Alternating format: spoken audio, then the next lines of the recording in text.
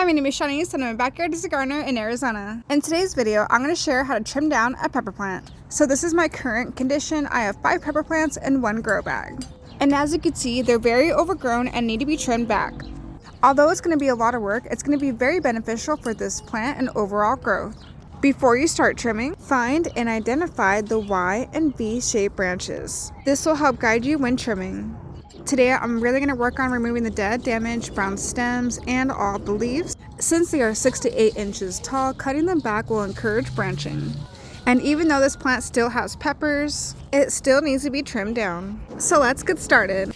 The first thing I'm going to do is clear out the area. This will make it easier when I'm trimming around the pepper plant.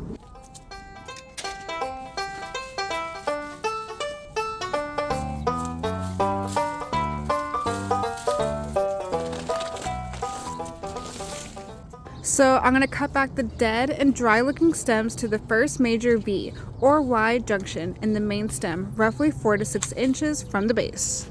And since there's so much of this plant, I'm going to be using a hedge trimmer. The first step is removing the old growth. I barely started and look how much I already chopped down. All of this is from one side. Now I'm going to top the plants to encourage a strong bushier plant rather than a tall and leggy one. And to prevent shocking the pepper plant, avoid over trimming.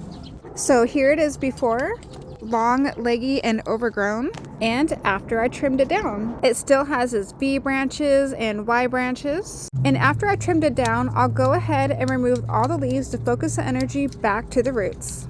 And this will encourage your pepper plants to continue to grow stronger for spring.